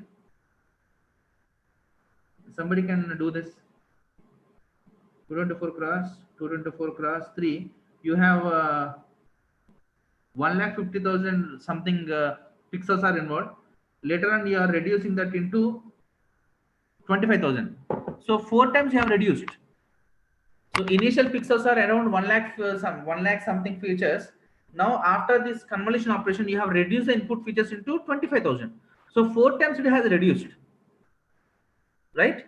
So as it is 4 times reduced with the help of this approach, at the fully counted, if you observe, initially we have 147 million parameters. If you simply apply this deep neural networks, you'll have 605 parameters. That means 5 times higher. So with the help of the CNN, you have reduced the features. So the complexity of the network has reduced. And what was the advantage? I'll show you with the advantage with an example. These things, okay, they are self-explanatory. Yeah, now you see this. This is one application for your reference. This is some image we have trained with a small network. I'll show you the network if it with the, yeah. You can able to see this is a simple network which we have developed very long back for the visualization. So somebody have asked that how you can able to visualize the things. Yes, we can able to visualize the things nicely. You see this here. So you input image, then we are applying the 64 filters in a parallel manner, then a concatenating and so on. So 64 filters. If I want to see what are these 64 filters are, how these 64 filters are going to extract the features, and what type of which filter is going to extract what type of features. If we want to see this, yes, we can able to visualize the things. So these are all the input images which we have tested for visualization with a small network. This is something graphs like training and training accuracy and loss accuracy. How the loss is going to be happen with respect to the iterations.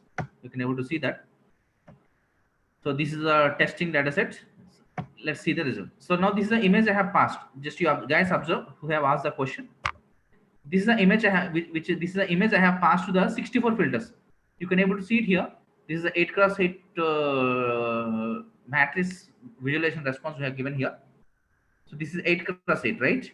So this is a convolution operations. So I am going to use the 64 different filters I am applying on a same image. After training, each filter is trying to extract some features, some defined features.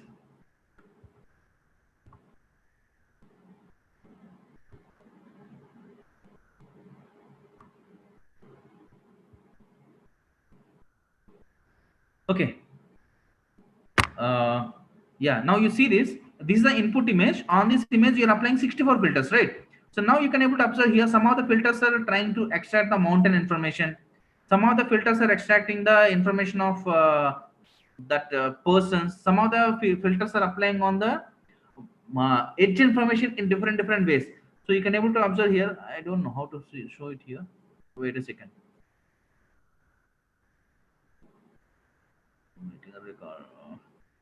Where is the animation?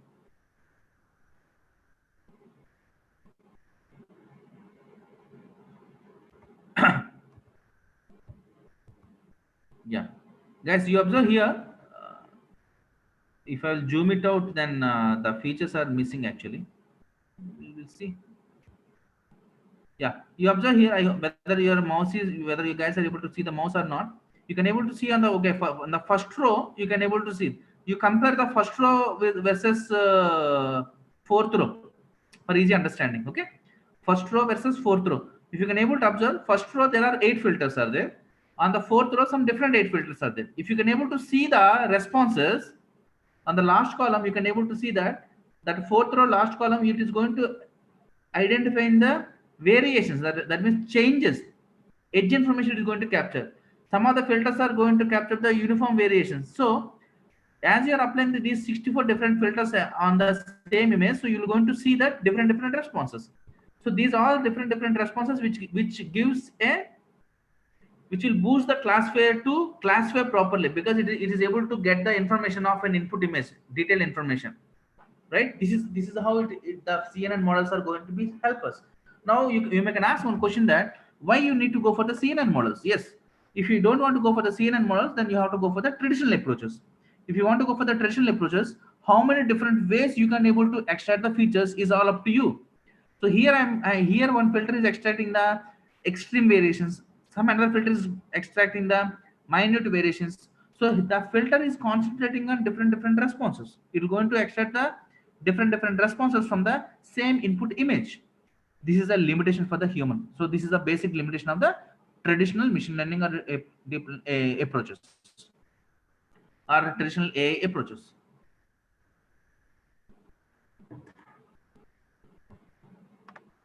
And you can able to see the right side also. This is the after activation function. You can able to see this is the after activation function. So this is a convolution, the same layer after activation, how it looks like. So I hope you are able to clear, right? So this is the importance of the CNN models of applying. Now you can able to see it here. This is also another example. You can able to see the various responses of a filters. Each filter is trying to do some type of extracting some different features. So these are all the things you are concatenating at the last, and you are going to pass it to the neural networks. That is called full FCNN, fully content neural network. So you can able to get a proper clarity. So in the traditional approaches, you have more number of neural network layers. Now we are going to solve the problem with a single FC only. So this is how you have to design. Now these are all the mobile net. Mobile net is we have trained the model with the pre-trained model, that's called transfer learning. You have taken the same network and we have learned the things on the different application. So these are all the responses you got it. So you can able to see, and you can able to see it here. Some of the filters are not extracting any features. Yeah, this can also be possible.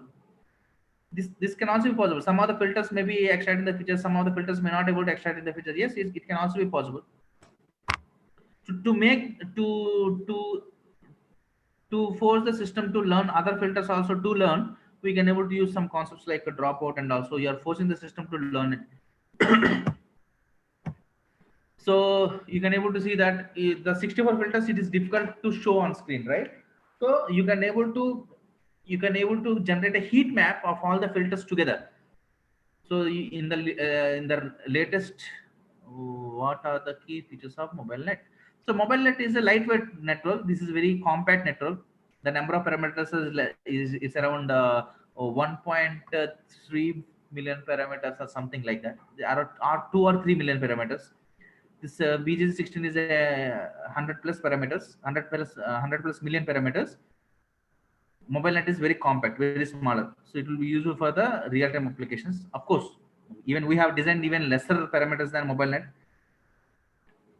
It is almost 1 million parameter networks also we have designed. For those details, you need to go to our website. How can we remove the filters which produce the same kind of features? Yeah.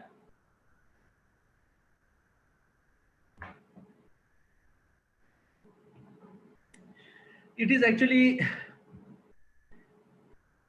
difficult to understand what type of filters, exactly what type of operation it is trying to do it, but we can able to analyze the things to make the system to learn. So you have to feed the input with more challenging details.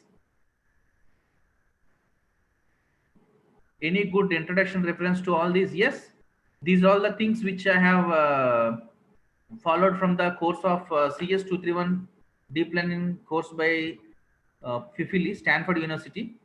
You can refer this, of course. I mean, the information is CS231N deep learning.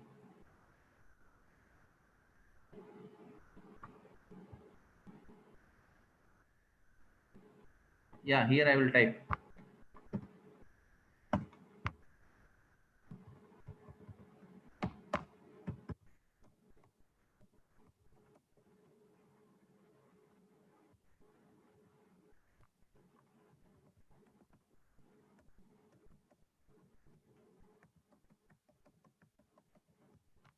Professor Fifili.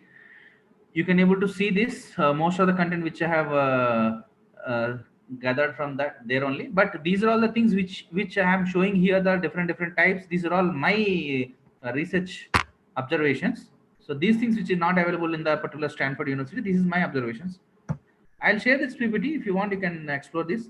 But for any more details about the parameter calculations or designing the various networks for the classification problem, you can visit my personal website. There you can able to see a number of other things.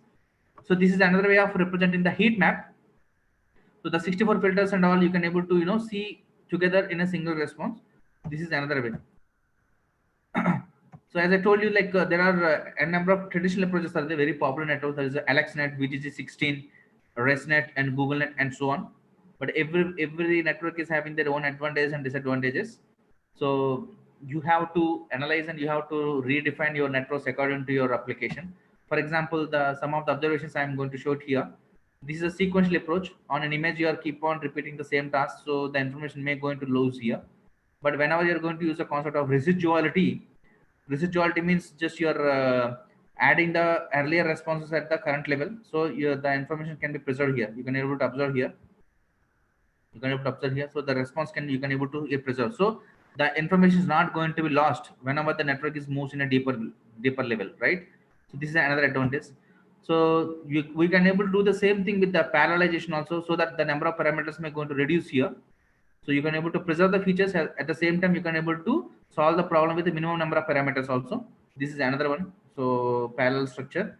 This is one. First one is a sequential structure. This is a parallel structure. For more details, the detailed networks and all, you please visit my website. So you will get various papers on this sequential and the parallel structures. And the multi-scale response is another important aspect. Like what type of filter size we need to use it is purely depending upon what type of filters you're going to apply. Deep learning performance is varying for each epochs. How to measure the traditional model parameters which are proposed model? Yeah, obviously the epochs will going to vary. Yes, that's true, because there's a basic concept of neural networks, because you are going to learn the features based on the loss. So epoch and iteration. There are two different things: iteration and epoch. Epoch is nothing but once you are taking a decision on an entire data set. Suppose you have 100 images are there,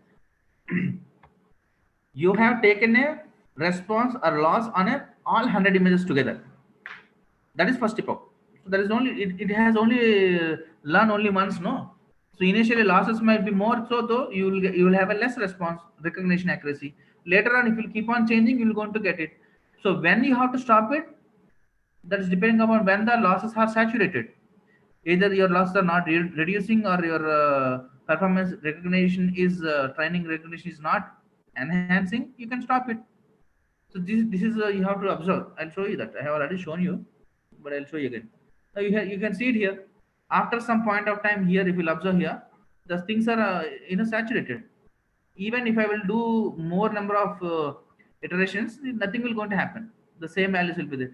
Here also the losses have reduced. Initially very high, later on it has reduced.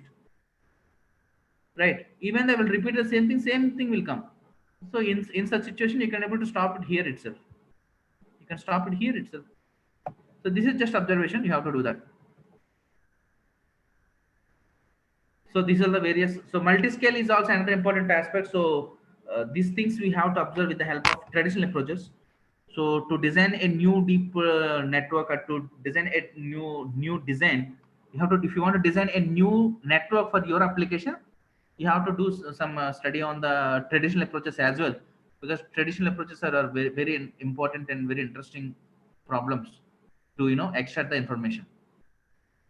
So there are many concepts are there. We will limit here. Any other question? We'll share this because of time constraints. We are discussing up to some limits. Any questions? You please raise.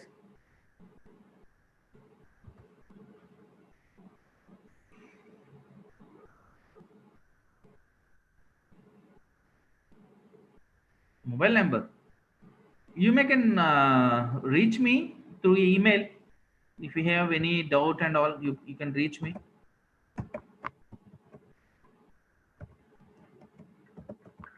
This is my email ID.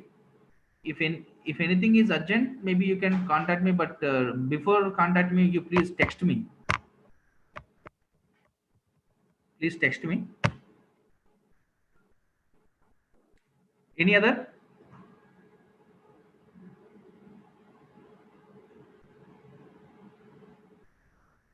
Sir, shall I unmute, sir, participants? Yeah, please. Yes.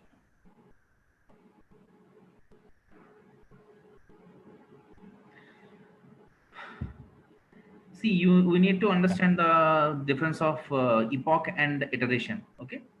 Iteration means, for example, you have 100 images. You are trying to do you're training the model with the batch or mini batch. It depends. So depending upon your application, you have to, some applications you need to train with the batch one.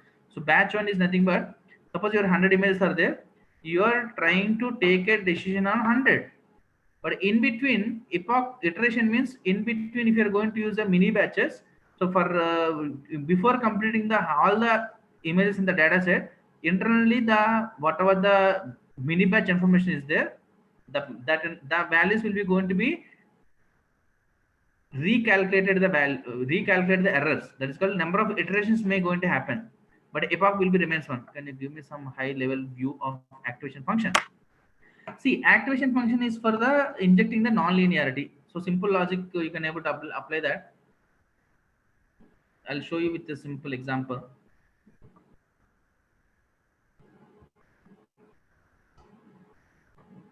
So non-linearity. You can take a simple example like you have a set of classes information like this, boys and girls. Now you have set of classes like this.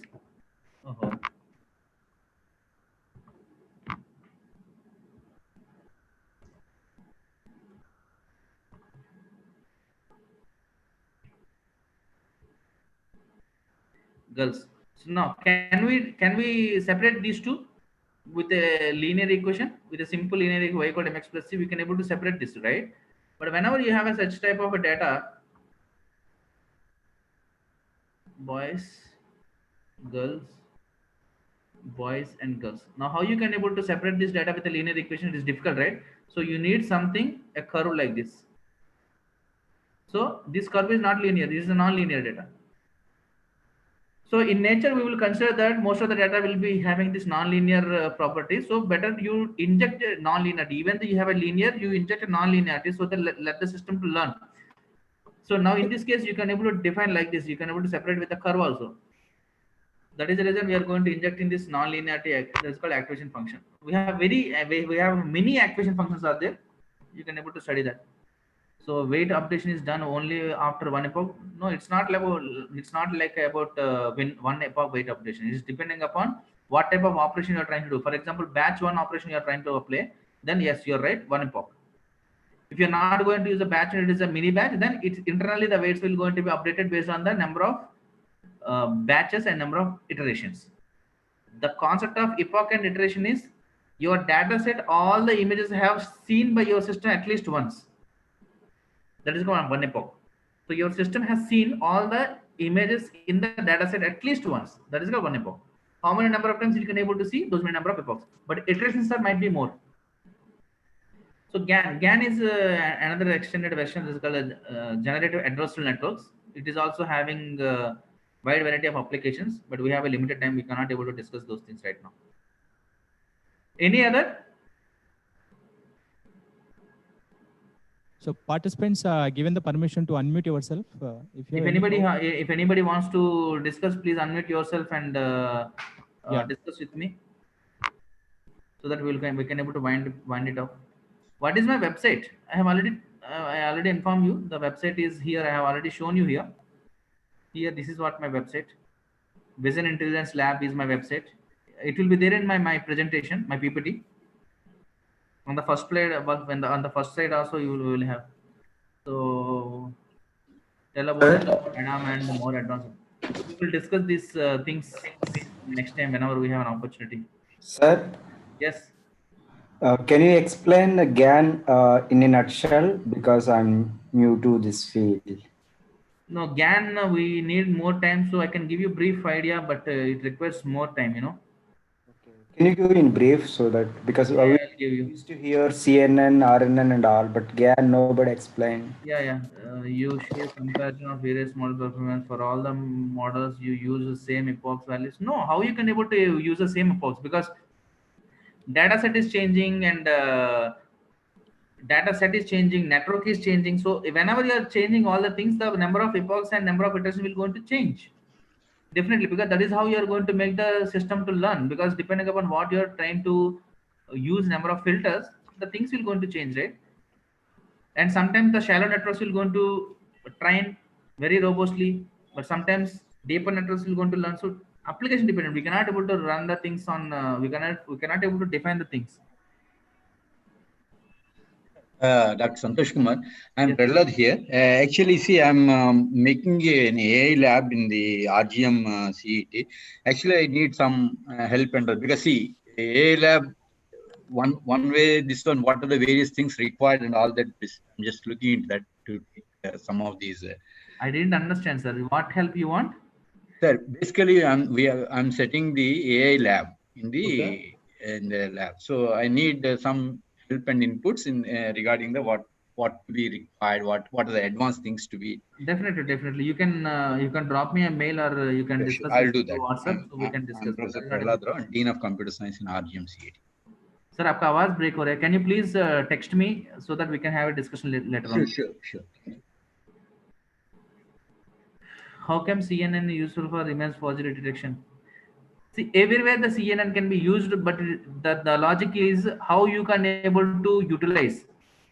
See, for example, computer vision also there for many years. Neural networks also there for many years.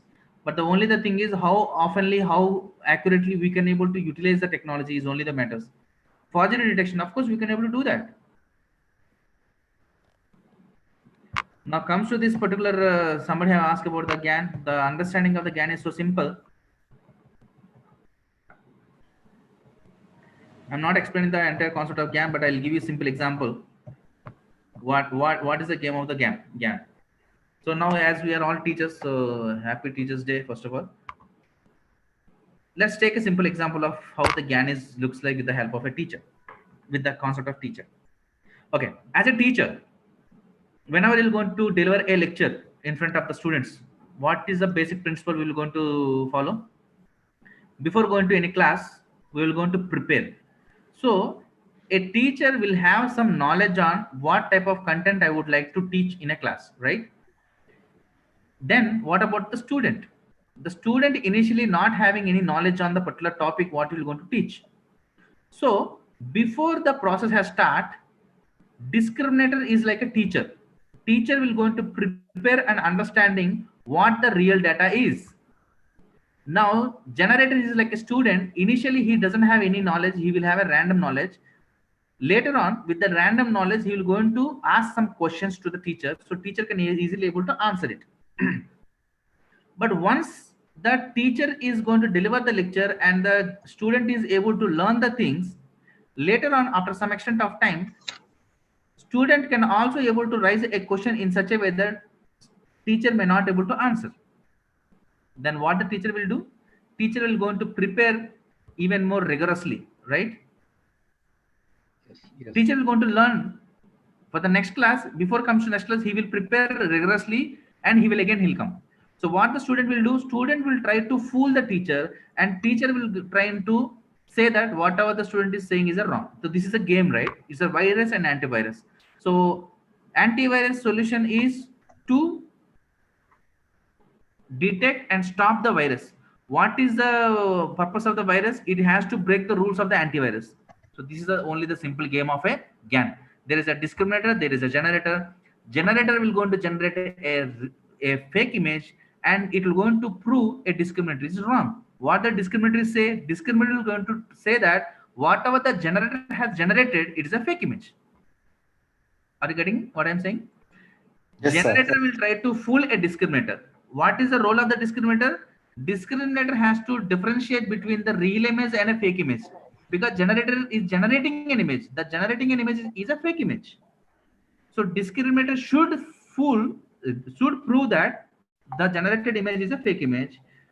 This is a game between the generator and a discriminator. So this is what called GAN in a simplest way of understanding.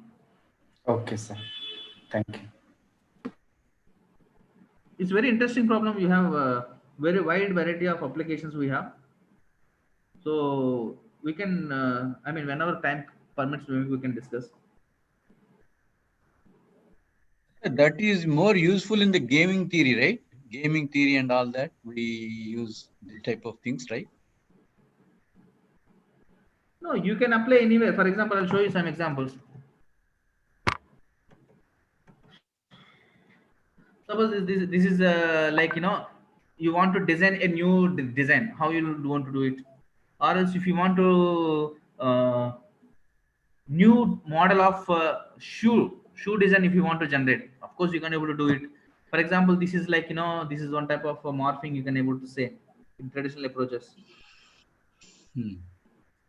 First one is like, you know, the female faces with male faces, you can able to generate a combination of the expressions. This is another one. This is like males are having goggles and the females are not having, but you can able to transform this goggles to a woman also. So these are the things we can able to do. There are a lot of applications are there for the GAN. Initially it is having very limited, but nowadays everyone is going to use GAN in many places.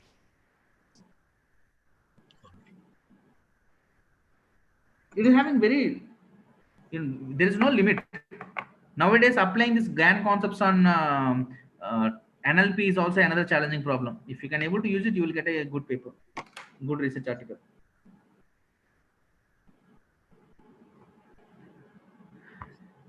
Anything else?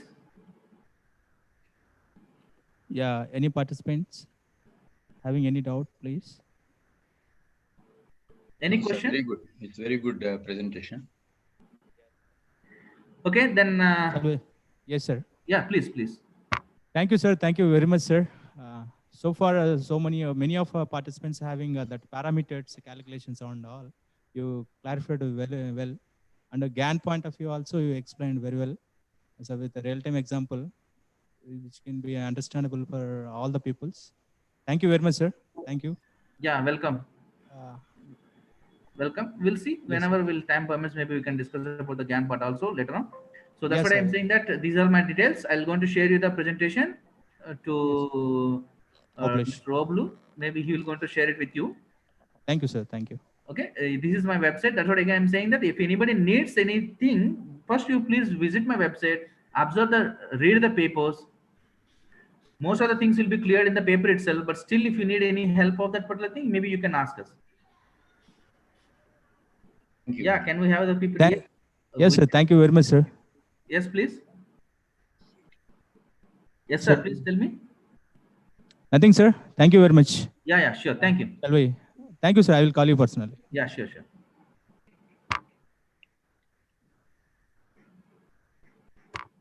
So thank you all the participants. Have a good lunch. Again, we will meet. Again, we will meet on by 3:30. 1 minute. We are just filling the form. Okay. The feedback form is shared to all. Sir, your exam is today, is there? When? Yeah, today, sir. Today only. What time? That is after the inauguration, right? Yes, after 5 o'clock. After 5 o'clock. 3:30 to 4:30 session, sir. After 4:30 Session. Okay. After 4:30, valedictory will be start, sir. Sure. So that will half an hour. Immediately 5 o'clock, we will share that, sir. Examination. Sure, sir. Sure. After 5 only. Yeah. Yes, sir. Sure. Thank you, sir. Thank you very much. Thank you very much, sir. Feedback form. That is for the objective type? Yes, completely. Multiple choice questions. How many questions? 30 questions. Okay. And time, any time limit? 30 minutes. Yeah, 40 minutes we are giving. Okay. Okay, sir. So it is specified as 30 minutes only. Sorry, sir. It is specified as 30 minutes for quiz. Yes, questions. You are asking about types Yes. of questions. Yes. Yeah, there's a questions, whatever you heard, sir. What are the sessions covered from? No, sir, I'm asking about the time. It is mentioned that only 30 minutes is for question. That's okay, sir. 10 minutes consideration. Why you are? We given additionally 10 minutes, sir, for total 40 minutes. Okay, so okay. There, in that Google Sheet, there we need to enter your personal data, like, first name and second name and all. So that's Okay. why I given extra 10 minutes. Okay, sir. Thank you. So that is in the Google Sheet, isn't it? Okay. Yeah, we are going to share a Google Sheet, sir. Okay, we just click and then it works. Yes, once you click on it, the Google Sheet will be open. There you can answer. Okay, we can go front and back, forth and this one. And not that once we go forward, then we cannot come back like. Yeah, that. you can go back, sir. You can go. No problem. Sir, Oble, sir. Yes, sir. So you had given strict 30 minutes only. That means you had given very easy questions. Very small and very small, easy questions we are giving. Sir. Okay, sir. Thank you. Like first Sttp one, we are giving very simple questions. Okay. Hardly, I think, hardly you may take only 10 minutes, I think so. For Those slides and all that, please share. Yes, sir. Once speaker will send, I will forward to you, sir. Yeah, sure.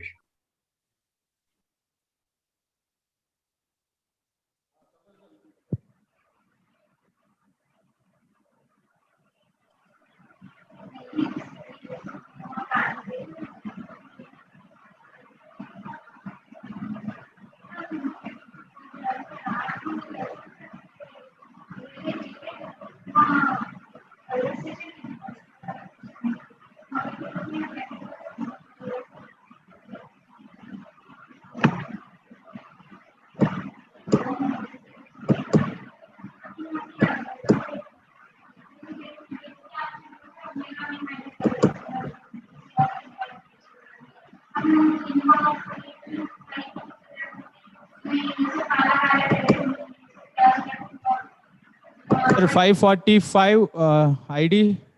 One session is okay, sir. We can excuse, no problem, for certification point of view. No, sir, not a problem. No problem. Okay, sir. Please, all of you, I request all the participants, please fill the feedback form. then leave the session. Again, we can join by 3:30 exactly. Please, I request all the participants, please join early. Okay, sure, speaker will take only 1 hour time. So please, I request all the participants, please join early. Sir, by what time? Sir, by what time we will have the exam, sir? That's what, ma'am. Session is By what 3:30. time? By what time? 5 o'clock, ma'am. Exactly. Okay. Thank you. Thank you, ma'am.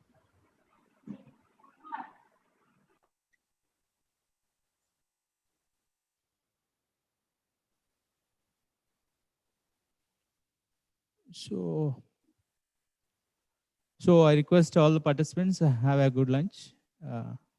Thank you. With your permission, I'm closing the session. This feedback we are. No problem. So once we click on it, the form will be opened. Okay, fine. Even I close this session, the form should be there like that. 3:30 we are meeting, right? Again? Yeah, again, exactly 3:30, sir. Sure. Only 1 hour session. Okay. 3:30, 4:30. Okay, fine. No issue. By NIT Warangal professor. Oh, is it? Oh, Somyajulu? No, so ES and Razu, sir. Yes, right. Oh, wonderful. Very good. Very good. Okay, thank you. Very nice session today. Excellent session. Yes, sir. Yes, sir. So in valedictory, please give your feedback, sir. Sure. Thank you, sir. In valedictory, you give some audience for speaking this one, then they can speak. Yes, sir. 5 or 6 feedbacks. Yeah, that's okay. Sir, please share PPT of today's lecture also, sir. Yes, sir. I'm sharing. Once the source sent to me, then immediately I can share you, sir. Today evening, by evening. Sure, sir. Thank you, Oblesh. Very nice. Thank you, sir. Thank you. Oblesh, so when did you do your this one from RGM? Sir, I'm first batch of MTech, sir. RGM. When it was? 2006 pass out MTech. I see. No, I joined only this year. Of course, I was associated with RGM since 2011-12 time frame. Yes, but sir. board of studies and other things. But yes, I heard about you, sir. Yeah. After retirement, I took it up. Yeah. Okay, very wonderful.